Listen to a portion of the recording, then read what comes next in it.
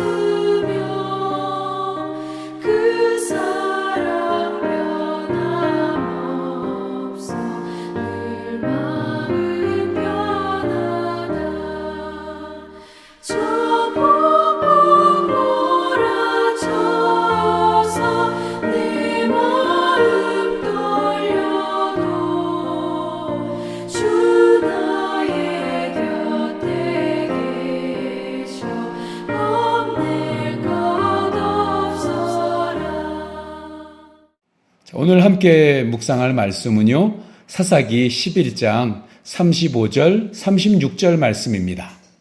사사기 11장 35절, 36절을 제가 봉독하겠습니다. 입다가 이를 보고 자기 옷을 찢으며 이르되 어찌할꼬 내 딸이여, 너는 나를 참담하게 하는 자요, 너는 나를 괴롭게 하는 자 중에 하나로다.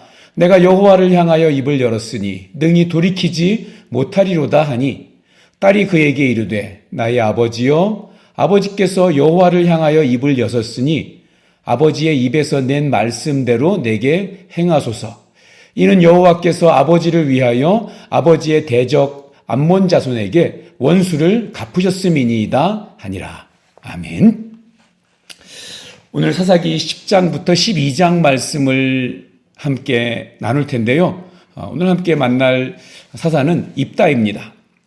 10장에서 먼저 입다 앞에 사사 돌라와 야일이 나오고요. 또 12장 끝부분에 입산, 엘론, 압돈 사사가 나옵니다.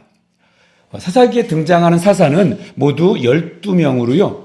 흔히 6명의 대사사 그리고 6명의 소사사로 구분합니다. 운니엘, 에훗, 드보라, 입다, 삼손을 대사사라고 하고요. 삼갈, 돌라, 야일, 입산, 엘론, 압돈을 소사사로 분류하는데요. 물론 이 분류에 대해서 여러 가지 의견이 있긴 하지만 대체적으로 이것은 능력의 크고 작음에 따른 구분이 아니라고 말들을 합니다. 다만 성경에 그들의 행적이 자세하게 기록되어 있으면 대사사로, 또 간략하게 소개되어 있으면 소사사로 분류하는 것뿐입니다. 따라서 대사사와 소사사의 구분으로 그들의 업적을 평가하는 것은 바람직하지 않다고 할 수 있겠습니다. 사사기에 나오는 이스라엘 백성들에게 반복되는 실패의 패턴이 있습니다. 이스라엘 백성들이 먼저 하나님 앞에 범죄합니다. 그러면 하나님이 그들을 징벌하셔서 이방 민족의 압제 아래 고통을 받게 하십니다. 벌 받는 거죠. 자, 이스라엘 백성들이 괴로움 가운데 하나님께 부르짖게 되고 하나님께서는 그들을 위해서 사사를 보내셔서 구원해 주십니다. 그리고 이스라엘 백성들에게 평화의 시대가 오죠. 그 평화의 시기를 살아가는 이스라엘 백성들이 자신들을 구원해 주신 하나님의 은혜를 잊어버리고 다시 우상 숭배의 죄악을 범하게 됩니다. 이런 죄는 하나님의 은혜를 잊어버리는 데서 시작되는 것입니다.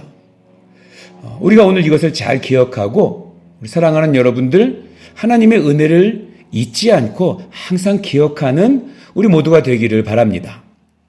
자, 10장 6절부터 12장 7절에는요, 이 사사시대의 이 악순환의 사이클, 이 죄의 사이클이 5번째로 사사기에서 나타나는 그런 과정을 보여줍니다. 6절을 보시면 우상숭배에 빠진 이스라엘 모습이 처음이 아니라 다시라는 단어를 통해서 보여주고 있습니다. 이스라엘 자손이 다시 하나님 앞에 악을 행하여 바알 아스다롯뿐 아니라 아람의 신, 시돈의 신, 모압의 신, 암몬 자손의 신, 또 블레셋 사람의 신을 섬겼다라고 말씀하고 있습니다.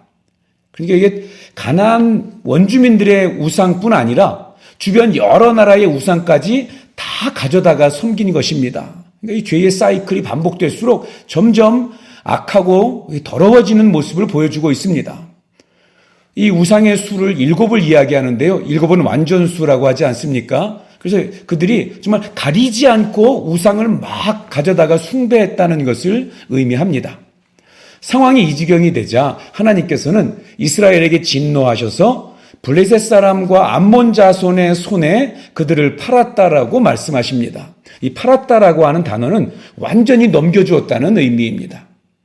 블레셋은 유다의 서쪽, 그러니까 지중해 쪽에 자리 잡고 있고요. 암몬 자손은 요단강 동편, 유다의 동편에 위치한 그런 족속입니다.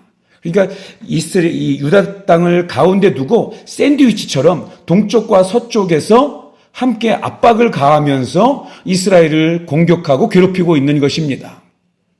참고로 이 시기에 요단 동편 길르앗에는 오늘 나눌 말씀의 주인공인 입다가 사사로 활동했고요. 유다 서쪽 이 블레셋 지역 쪽에서는 삼손이 활동을 하고 있었습니다. 자, 이스라엘은 암몬으로부터 이 압제를 당하다가 18년이 지나서야 하나님께 부르짖습니다. 기억하시나요? 예전에 미디안에게 고난을 당할 때는 7년 만에 하나님을 찾았습니다. 그런데 그 기간이 이제 상당히 길어졌죠. 이는 이스라엘 백성들이 그만큼 강팍해지고 하나님을 멀리했다는 사실을 우리 드러내 보여줍니다. 11장은 우리 사사 입다의 배경과 그의 모습을 그려보고 있는데요. 먼저 그의 출신 배경과 그가 길앗의 사사로 취임하는 과정을 이렇게 설명합니다. 기생에게서 태어난 이 서자 출신인 입다는 결국 본처의 자녀들에게 쫓겨나서 돕당에서 불량배들과 어울려 살게 됩니다. 자, 그런데 암몬의 침략이라는 이 위기 상황에서 길앗 장로들이 이 싸움에 능한 입다를 찾아와서 암몬 자손과 전쟁을 이렇게 지휘해달라고 요청을 합니다. 만약에 그렇게 한다면 모든 길앗 주민의 머리로, 장관으로 우두머리로 삼아주겠다는 그런 제안을 하는 거죠. 천한 창녀의 소생이라고 고향에서 쫓겨난 입다로서는 정말 목숨을 걸고라도 한번 쟁취해보고 싶은 그런 제안이었을 것입니다. 이어지는 12절부터 28절은요, 요단 동편 땅의 소유권과 관련해서 입다와 쳐들어온 암몬 왕과 단판 짓는 모습을 보여줍니다. 요단 동편이 원래 암몬 족속의 땅이라고, 그래서 우리가 되찾으러 왔다고 하는 이 암몬 왕의 침략 이유에 대해서 입다가 이미 우리가 읽은 민수기와 신명기에서 우리가 알고 있지 않습니까? 하나님의 명령으로 에돔, 모압, 암몬과 싸우지 않고 우회했다는 것을 이 조목조목 역사적인 사실을 들어서 암몬 왕에게 당신의 요구가 정당하지 않다라고 지적을 합니다. 그래서 암몬 왕이 이 역사적인 사실 가지고 이길 수 없으니까, 자기 어거지 주장이 받아들여지지 않으니까 그냥 마침내 전쟁을 일으키고 맙니다. 그렇지만 하나님께서는 암몬 자손을 입다의 손에 붙이셔서 암몬이 마침내 입다에게 대패하고 항복을 하게 만드십니다. 하지만 이 사사기 11장이 정작 주목하고 있는 것은 입다와 암몬의 전쟁이 아닙니다. 전쟁 상황은 32절과 33절 단 2절을 통해서 간단하게 기록하고 있을 뿐입니다. 성경은 입다의 서원과 그 결과에 대해서 주목하고 있습니다. 자, 입다는 전쟁 직전에 하나님께 서원하면서 암몬 자손을 나에게 넘겨주시면 돌아올 때 내 집문에서 나와서 나를 먼저 영접하는 일을 내가 번제물로 드리겠다라고 서원을 합니다. 아마도 지난날에 그 자기 가족들에게 당한 이 서류, 그 한을 풀고 싶은 마음, 그리고 자신 앞에 주어진 이 길앗의 우두머리가 될 수 있는 새로운 기회 앞에서 그의 그런 무리한 서원이 나왔을 텐데요. 근데 그의 서원은 아이러니하게도 하나님이 절대로 용납하시지 않고 하나님이 미워하시는 이 사람을 제물로 드리는 가나안 이방 우상 숭배의 방식이었습니다. 그런데 그가 승리한 후 제일 먼저 그를 영접하러 나온 사람이 그의 외동딸이었습니다. 입다가 하나님께 바쳐야 할 사람은 다름 아닌 자기의 하나밖에 없는 딸이었습니다. 이 사실을 깨달은 입다는 극도의 슬픔으로 탄식합니다. 만약에 그가 하나님이 어떤 분이신지를 조금 더 깊이 알았더라면, 하나님과 진실한 교제를 더 나누었고 그 하나님의 말씀을 묵상하는 삶을 조금만 더 했더라면 그는 절대로 이런 어리석은 소원을 하지 않았을 것입니다. 성도 여러분, 하나님께 서원한 것은 반드시 지켜야 하는 것이기 때문에 우리가 더욱더 신중하게 해야 하는 것입니다. 고민하고 있는 입다에게 하나님께 드린 그 서원을 행하도록 격려한 것은 그의 외동딸이었습니다. 본문 36절입니다.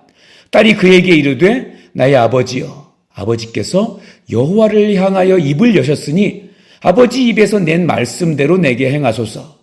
이는 여호와께서 아버지를 위하여 아버지의 대적 암몬 자손에게 원수를 갚으셨음이니이다 하니라.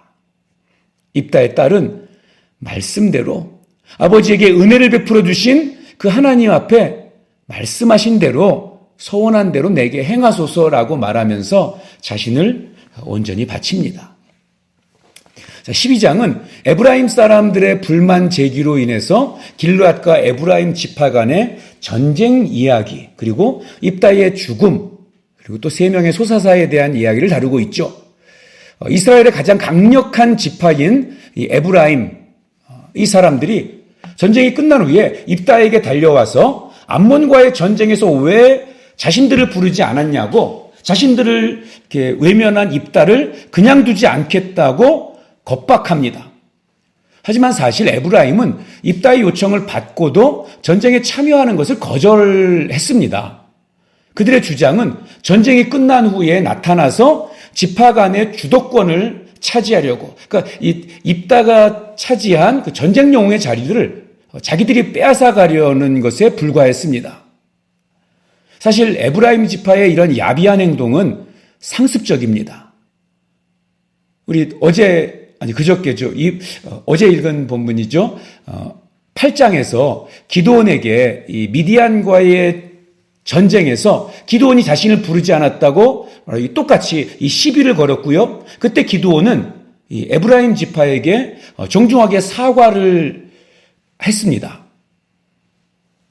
근데 입다는 이 에브라임에게 사과하고 에브라임에게 이 공을 넘겨주는 것을 거절한 거죠. 자, 에브라임은 길르앗 사람들에게 그들이 길르앗 지파에서 떨어져 나온 떨거지라고 비난하면서 길르앗의 정통성을 훼손하는 말을 하게 됩니다. 자, 이에 입다와 길르앗 사람들이 분노하면서 지파 간의 전쟁이 일어나게 되고요. 그 결과 에브라임 사람들은 42,000명의 목숨을 잃게 됩니다. 그리고 이 전쟁 이후로 에브라임 지파는 이스라엘 역사에서 어떠한 중대한 역할도 감당하지 못하게 됩니다. 자, 큰 용사였던 입다는 그리 오래 살지는 못했습니다. 사사가 된 지 6년 만에 세상을 떠나고 말았습니다. 아마 딸에 대한 그 슬픔이 컸던 것 같아요. 기생의 아들로 태어나서 천대를 받고 도망을 쳐서 이 불량배들 사이에 살던 입다가 암몬을 도망치게 만들고 에브라임도 역시 도망치는 꼴로 만들었습니다.